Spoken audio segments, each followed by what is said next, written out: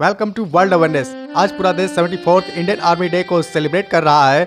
आज ही के दिन यानी 15 जनवरी 1949 को इंडियन आर्मी का हेड एक ब्रिटिश को हटाकर एक इंडियन को बनाया गया था, जिनका नाम था जनरल KM करियप्पा। तभी से 15 जनवरी को इंडियन आर्मी डे के रूप में सेलिब्रेट किया जा रहा है।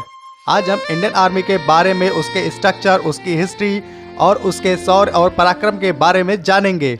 इंडियन आर्मी को बेसिकली ब्रिटिश के द्वारा 1895 में इस्टेब्लिश किया गया था ब्रिटिश इंडियन आर्मी के नाम से, लेकिन इसे इंडिपेंडेंस के बाद 26 फरवरी 1950 को इंडियन गवर्नमेंट के द्वारा इंडियन आर्मी के नाम से इस्टेब्लिश किया गया। President of India Indian army के सुप्रीम कमांडर होते हैं। वो इंडियन आर्मी के साथ साथ इंडियन नेवी और इंडियन एयरफोर्स के भी सुप्रीम कमांडर होते हैं। इंडियन आर्मी को हेड करता है एक chief of the staff rank का ऑफिसर, जिसे जनरल भी कहा जाता है। इंडियन आर्मी दुनिया की सबसे बड़ी स्टैंडिंग आर्मी है। इसके पर्सनल्स की बात करें तो इसमें एक्टिव पर्सनल्स की संख्या है 12,37,000 तथा रिजर्व पर्सनल की संख्या है 9,60,000। अगर टोटल जोड़ दें तो ये 21,97,000 के आसपास पहुंच जाती है, जो कि दुनिया की सबसे बड़ी स्टैंडिंग आर्मी इसे बनाती है। अब हम बात करेंगे इंडियन आर्मी के स्ट्रक्चर की। तो इंडियन आर्मी में टोटल 7 कमांड हैं, जिसमें 6 ऑपरेशनल कमांड तथा 1 ट्रेनिंग कमांड है।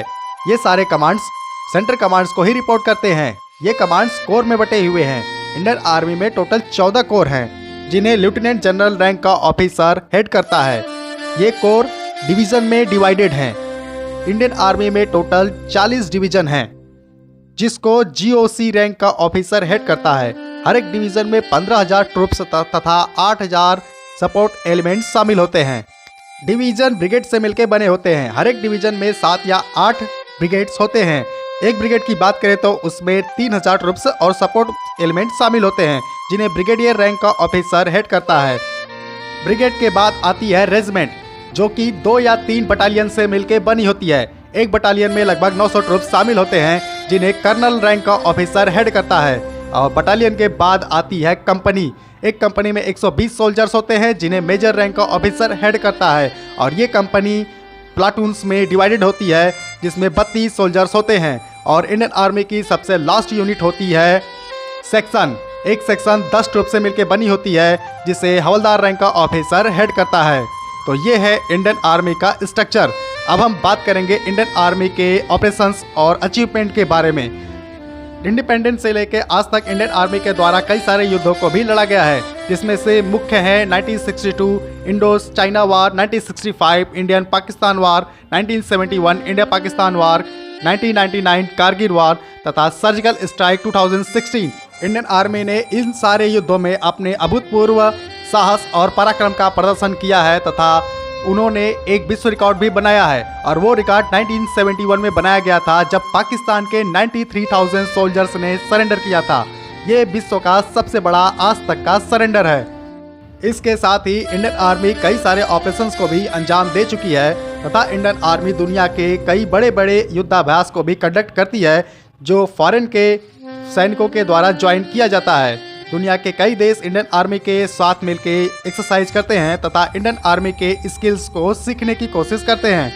इंडियन आर्मी इन सारी चीज़ों के साथ साथ बहुत सारे वेपन्स का भी इस्तेमाल करती है, जो कि वर्ल्ड क्लास के वेपन्स होते हैं। इंडियन आर्मी के द्वारा इस्तेमाल किए गए वेपन्स वर्ल्ड क्लास होते हैं, जिनमें टैंक्स होते हैं, हेलीकॉप्टर्स तथा मिसाइल और रॉकेट्स तथा आर्टिलरी शामिल हैं।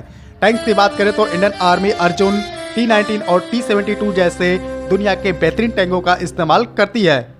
इंडियन आर्मी दुनिया की सबसे बड़ी स्टैंडिंग आर्मी होने के साथ साथ एक प्रोफेशनल आर्मी भी है, यानी वो अपने कर्तव्य को अच्छी तरीके से जानते हैं। और इंडियन आर्मी का मोटो है सर्विस बिफोर सेल्फ।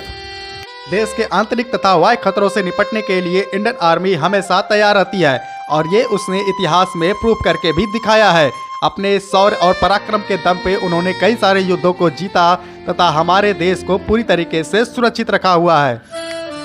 अब हम आपको इंडियन आर्मी के एक इंटरेस्टिंग फैक्ट को बताएंगे। इंडियन आर्मी दुनिया की ऐसी आर्मी है जो दुनिया के सबसे ऊंचे बैटल ग्राउंड पे ऑपरेट करती है, जिसे सियाचिन ग्लेशियर के नाम से जाना जाता है, जहां पे टेम्परेचर -53 डिग्री सेंटीग्रेड तक पहुंच जाता है। और वहीं पे इंडियन आर्मी राजस्थान जैसे हॉट वेदर इलाके में भी ऑपरेट करती है, जहां पे टेम्परेचर 52 डिग्री सेंटीग्रेड तक पहुंच जाता है। सियाचिन ग्लेशियर एक ऐसा बैटल ग्राउंड है जहां पे सर्विस करते हुए हमारे कई सारे सोल्जर्स वीर गति को प्राप्त हो चुके हैं, क्योंकि यहाँ का मौसम काफ़ी ठंडा होता है। यहाँ पे कभी कभी ठंडी हवाएं और तेज तूफान भी चलते रहते हैं।